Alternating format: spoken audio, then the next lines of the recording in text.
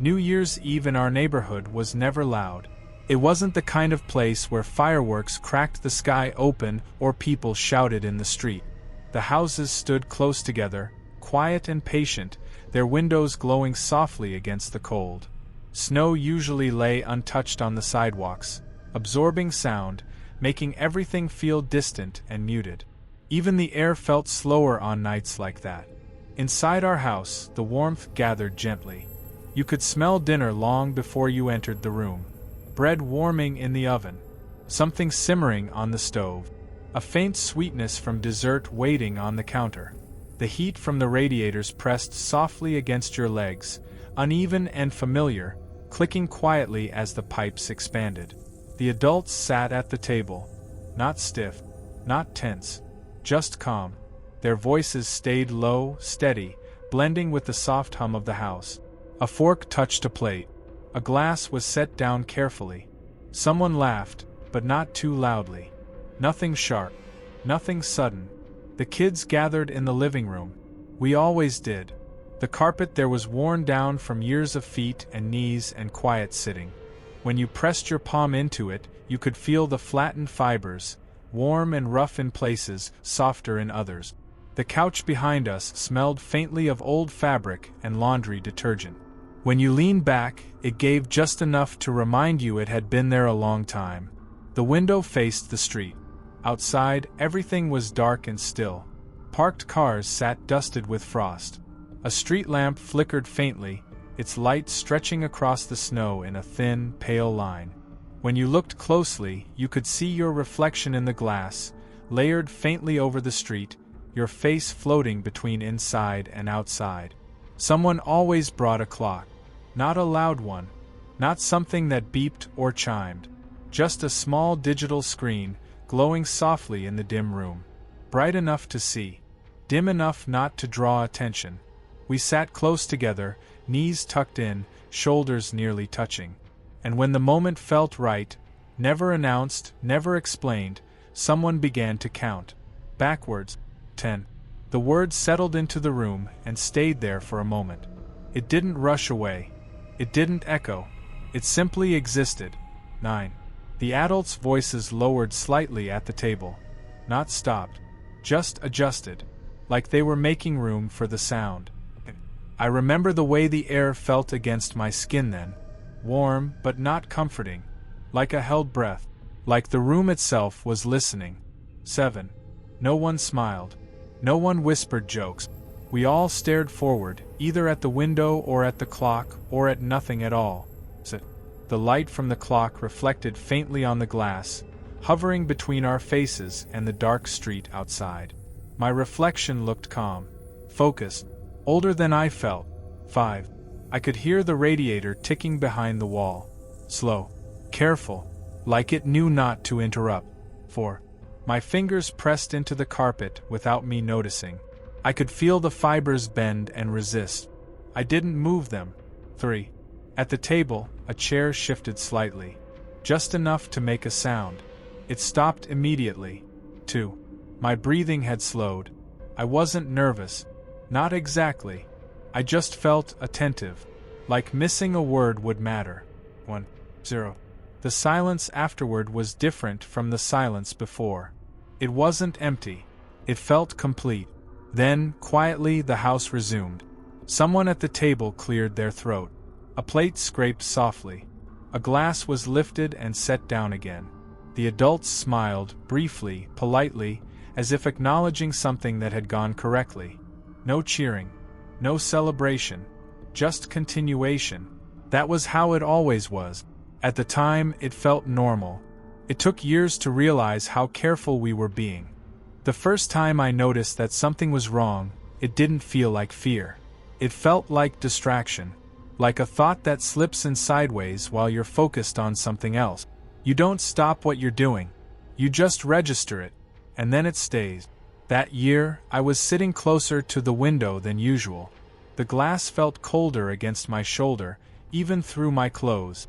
When I shifted, a thin chill crept along my arm, slow and unpleasant, like the cold was searching for bare skin. The street outside looked the same as always. Empty.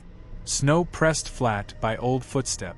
A parked car with one headlight frosted over more than the other. The street lamp flickered once, then steadied. Inside, the house was warm.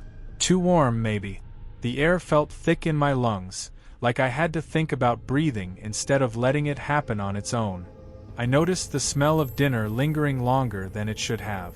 Bread, meat, something faintly sweet. It clung to the air, heavy, unmoving.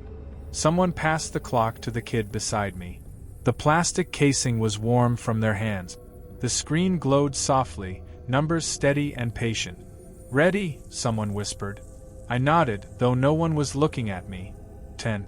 The word came out quieter than I expected. It didn't echo. It didn't fade quickly either. It felt like it stayed suspended in the room for a moment, as if the air had thickened just enough to hold it. 9. At the table, I noticed the adults stop chewing. Not all at once. Not dramatically. One by one. Forks paused halfway.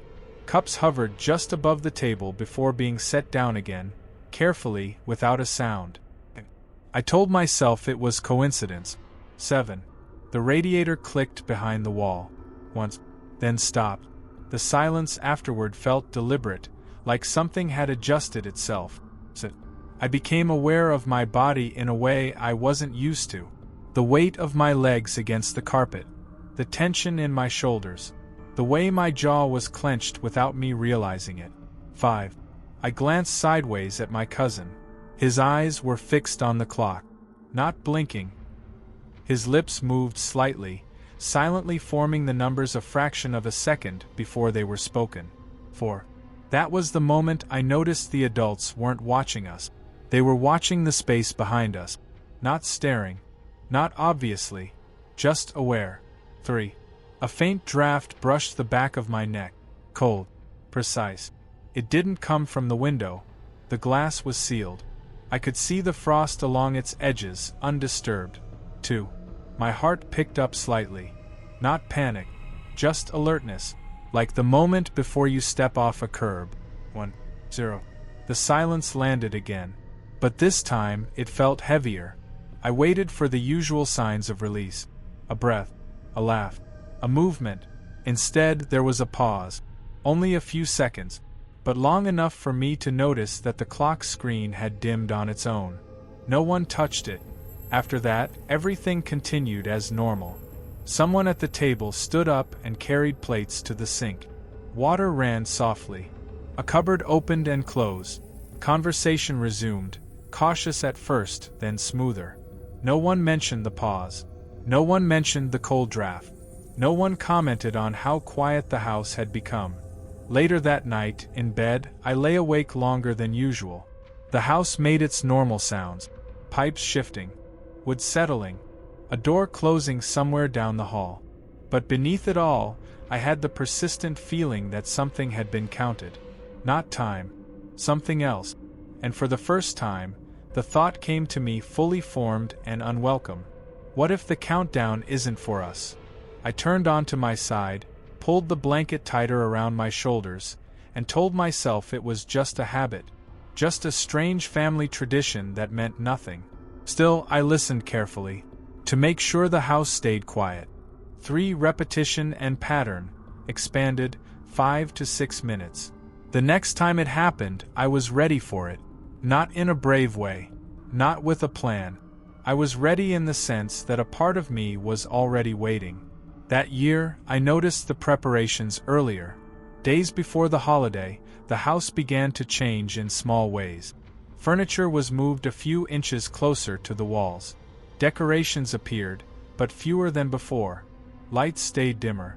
Curtains were drawn earlier in the evening. No one explained why. No one had to. I found myself paying attention to things I used to ignore. The way footsteps softened as midnight approached. The way voices dropped, even when no one asked them to. The way the air in the house seemed to cool unevenly, leaving some rooms warmer than others for no clear reason. On the night itself, the table felt longer. Not physically. I know that sounds wrong. But the distance between the seats felt stretched, as if each person had been given just a little more space than necessary. Enough to notice. Enough to feel separate. The clock was placed in the center again. Same model. Same faint glow. Same numbers, steady and calm. The kids gathered around it without being called. That was new. No one told us to sit closer. No one reminded us of the countdown. We just did it. Quietly. Naturally. Like something remembered by the body instead of the mind. I noticed my hands resting flat on the table. I don't remember placing them there. The wood felt dry and slightly rough under my palms. Warm at first, then slowly cooling. 10. The sound of the word felt heavier this time. Not louder, just denser. 9. Someone in the kitchen turned off the water. Mid-flow. The sudden silence made my shoulders tense. I felt the familiar pressure in my chest. Mild, controlled. The kind you can ignore if you choose to. 7. I tried to watch the adults' faces. Casually. Without drawing attention. They weren't watching us anymore. They were listening. The house seemed to lean inward. Just slightly. As if it were concentrating. 5. I noticed something I hadn't before. The counting wasn't perfectly synchronized. Some of us were ahead by a fraction of a second. Some behind. The numbers overlapped, creating a soft, uneven rhythm. 4. It felt wrong. Not enough to stop, but enough to remember. 3. The smell of food faded again. Not slowly. It simply stopped being there, as if it had been removed from the air. 2. The cold returned at the back of my neck. More focused this time. Like a fingertip resting there without pressure. 1. 0. The pause came again. Longer this time. I counted my own breath. 1, 2, 3. No one spoke. Then, quietly, someone exhaled. Conversation resumed. Carefully. Intentionally. But something was different now. Later, I realized what it was. One chair at the table remained empty. No one commented on it. I tried to remember who had been sitting there before. My mind offered several possibilities, then rejected them all. The chair stayed where it was. Not pushed in. Not pulled out. Just waiting. That night, I stood in the hallway outside my room longer than usual. The light from the bathroom spilled across the floor, pale and thin. The house felt larger than before. Rooms seemed farther apart. I listened. No footstep. No voices. Just the low, steady sound of the building breathing. I told myself it was coincidence. A chair. A pause. A feeling. But the thought had already settled too deep to ignore. This wasn't random. It was practice. And whatever we were counting toward was getting closer. After that year, I began to think about it more than I wanted to admit. Not in sudden bursts of panic. In slow, unwanted moments. Standing in line at a store. Washing my hands. Lying awake while the house settled into its night sounds. My mind kept returning to the same details. The empty chair. The pause after 0. The way no one reacted, as if reacting would have been the real mistake. I tried to organize it logically. Families have traditions. Kids invent games. Memory fills in gaps that were never there. That was the explanation I repeated to myself. Calm. Reasonable. Safe. But every time I reached the end of that thought, something resisted. Because traditions don't feel like this. Traditions don't press against your ribs when you think about them. They don't make the air feel thinner in familiar rooms. I told myself the chair meant nothing. Someone had simply gotten up, gone to the bathroom, stepped outside. That happens. But when I tried to picture the moment clearly, the image blurred. I could see the chair. I could see the table. I could not see anyone standing up. It was like trying to remember a word that had been removed from the language. I began watching the adults more closely. Not obviously. I learned to do it the way people watch weather. Indirectly. Without expectation. They avoided certain rooms now. Especially after dark. Doors stayed closed that used to stay open. Lights were turned off with care, as if brightness itself might attract attention.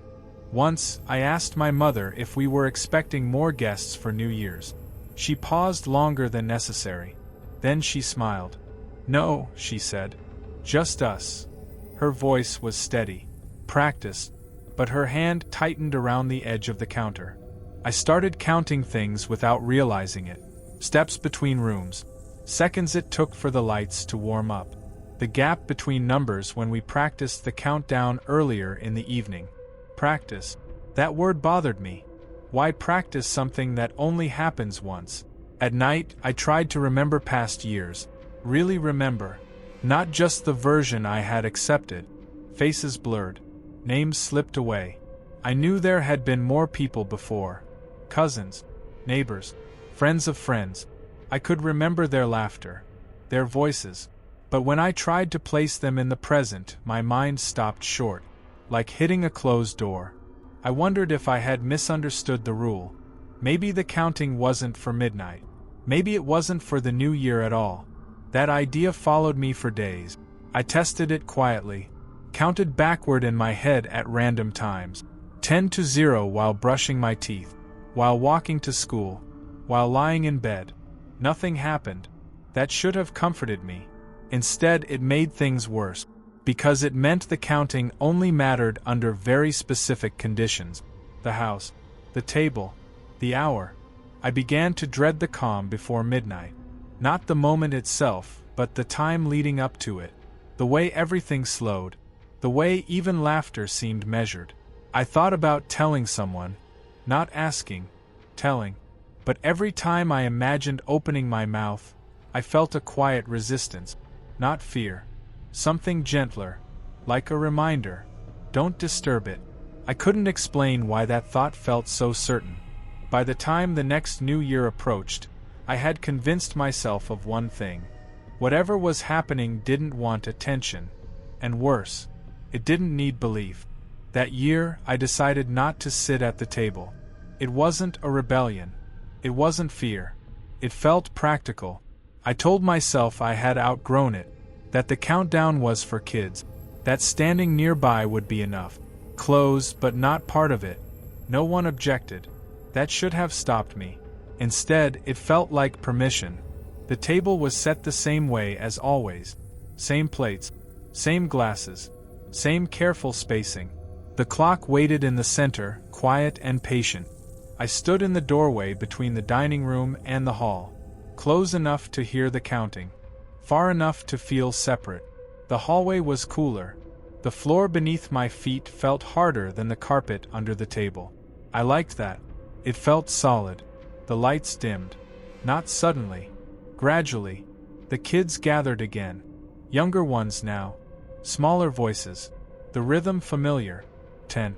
I told myself it didn't matter where I stood. 9. I leaned against the wall. Felt the paint under my shoulder. Smooth. Cold. The numbers sounded farther away than before. Slightly distorted. As if traveling through water. 7. I noticed the chair. The empty one. It wasn't the same as last year. It was closer to the doorway now. Closer to me. I shifted my weight. My foot crossed the invisible line between carpet and tile. 5. The air in the hallway felt different. Thicker. Like a held breath. 4. I realized something then. Standing here meant I wasn't being counted. Not really. 3. I almost stepped back. Almost. 2. Nothing stopped me. 1. 0. The pause came. From the hallway, it felt deeper. Wider. I waited for the release. The conversation. The soft return to normal. It didn't come. Someone stood up from the table. I heard the chair move. Slow. Deliberate. Footsteps approached the doorway. I stayed still. I don't know why. A shadow crossed the threshold. Not sharp. Not threatening. Just present. Then it moved past me. Down the hallway. Away from the table. The counting didn't resume. No one spoke. I stood there, listening to the sound of footsteps fade. And I understood. The rule wasn't about leaving. It was about being seen when you stayed. The house was quiet after that. Not the ordinary quiet that comes with sleep. Not the calm of an empty room. This quiet pressed gently against the walls. It settled into the spaces where voices usually lingered. It threaded itself between the cracks of the floorboards and the corners of the ceiling. I stayed in the hallway for a long time, listening. Footsteps faded entirely. The soft scrape of a chair. The quiet hum of the radiator. The low buzz of the fridge. Even the clock seemed to tick more deliberately, slower, as if counting not seconds, but something heavier. I pressed my back against the wall. My hand slid along the smooth paint, tracing invisible lines. I could feel the slight irregularities in the surface, tiny bumps and depressions that weren't usually noticeable. I realized I had memorized every one of them. Every small imperfection in that hallway had become familiar. Safe in a way, and yet different. I closed my eyes. The warmth from the dining room drifted toward me. It smelled faintly of bread and something sweet. But it wasn't comforting. It was deliberate, heavy, like the air itself remembered what had happened and was holding it close, waiting. I tried to tell myself it was nothing. A shadow moved in the corner of my vision. Not sharp, not threatening, just a subtle shift of darkness, stretching a little longer than it should. I blinked, and it adjusted. The world continued. The house breathed. I breathed. And yet, the space around me felt altered. I thought about the table, about the counting, about the chair I had avoided. It no longer mattered if anyone noticed. I did. That was enough. The adults moved through the house as usual. Quietly, carefully. The clock ticked on. No one spoke of the night's events. The pattern remained unbroken. But I knew. And that knowledge weighed. The years passed. I didn't sit at the table again. I watched. I listened. I counted in my head when I felt I had to make sure the rhythm held. To make sure nothing else shifted. I could feel it in every New Year's Eve afterward. The house held me in its awareness, patient and deliberate. The air thickened in the corners of rooms. Shadows lingered. The empty chair seemed to watch from the past. Even now, I can hear them counting backward somewhere. Somewhere far away, children's voices floating over snow or through darkened streets. 10, 9, 8. I know the pause that will follow. The moment when someone steps out of the pattern. When someone is not counted. When the world tilts just slightly and never quite rights itself. And I wait. Not out of hope. Not out of fear. Just because the counting never ends. And because someone must remember. Even if it is only me.